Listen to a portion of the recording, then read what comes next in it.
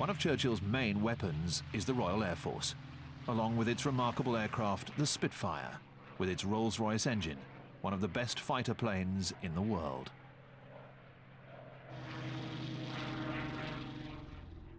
Britain also excels in the field of electronics. The British are the first to use radar for the purpose of defence. In the ops room, radar is used for detecting planes and guiding pilots towards the enemy.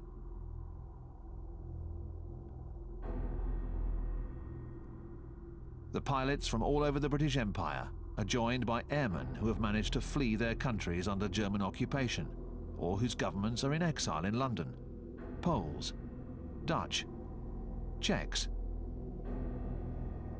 and the first of the Free French forces, along with de Gaulle. Many of the British pilots are Oxford and Cambridge students. One of them, Richard Hillary, later wrote, "We were known as the long-haired boys. We were disillusioned and spoiled. The press referred to us as the lost generation. Superficially, we were selfish and egocentric. The war demanded no heroics, but gave us the opportunity to prove to ourselves and to the world that, undisciplined though we might be, we were a match for Hitler's dogma-fed youth."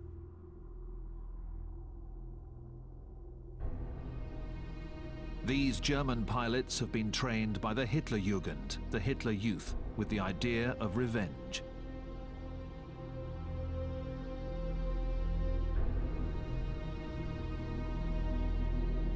They feel that they are invincible.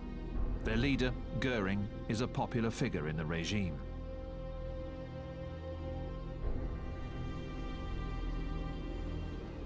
Goering, who is a man of luxury, often stays at the Hotel Ritz in Paris and turns the Luxembourg Palace into the Luftwaffe's headquarters. He has promised Hitler that the Luftwaffe could obliterate the Royal Air Force in days, take control of the air, and enable the Wehrmacht to invade Great Britain. The Luftwaffe has at its disposal all of France's airfields, their installations, and their equipment. Its pilots are well trained, like Adolphe Galland with his trademark cigar, who fought against the Republicans in Spain. Or Werner Mulders, an ace from the Battle of France. He was one of the pilots shot down, taken prisoner, and then returned to the Germans. He is now part of the aerial offensive against Great Britain.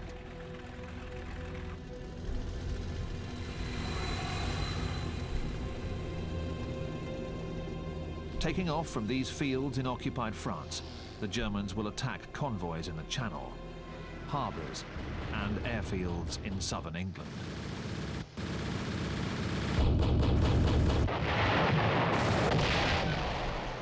They will shoot down 500 British aircraft at the cost of 1,000 of their own. The British pilots hold out, giving everything they have.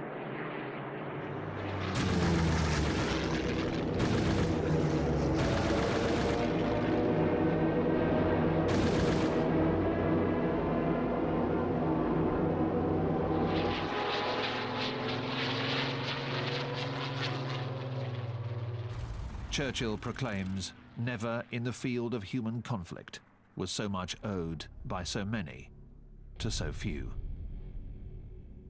Hitler decides to postpone his plans to invade Britain. This is his first setback. His tactics now rely more on nighttime bombings. He says, "The British will surrender when their cities have been destroyed." German bombers attack British cities like Coventry and London. This is the Blitz, daily bombings.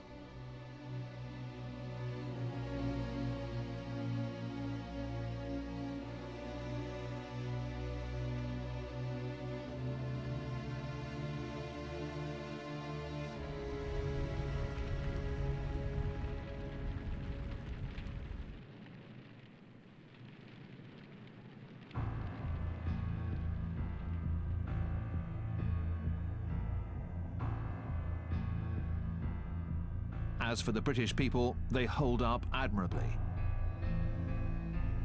They dig shelters in the gardens of their cottages. And in London, They sleep in the underground stations and go to work the next day.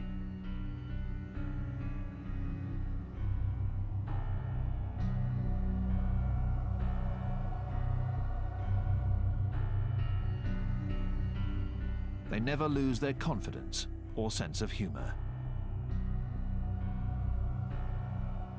Churchill says to the French, Ici, dans cette ville de Londres, ce Herr Hitler prétend réduire en cendres, nos gens tiennent bon.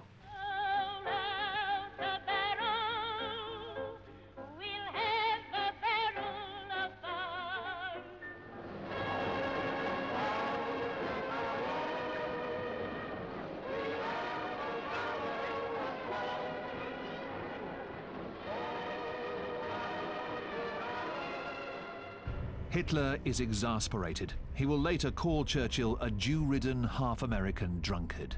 From now on, whenever he is thwarted, he will vent his spite against the Jews.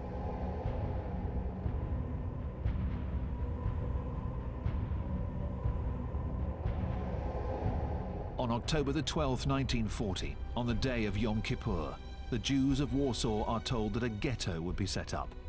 A wall 3 meters high is erected, enclosing 500,000 Jews, men, women, children, the elderly, who will suffer horrifically from hunger, cold, and poverty.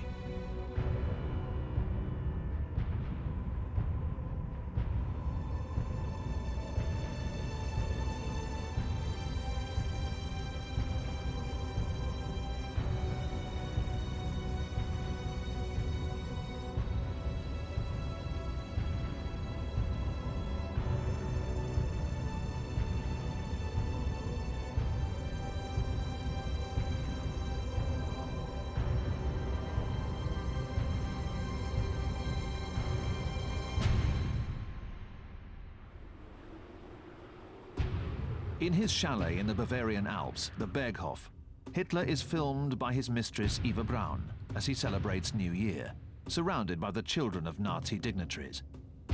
He has another plan up his sleeve, another big gamble. His mission now is to conquer new Lebensraum, living space, to the east. He has allied himself with Stalin, only to better attack him later on. His failure to take Britain compels him to move quickly before Churchill is able to draw America in. That would set the world ablaze.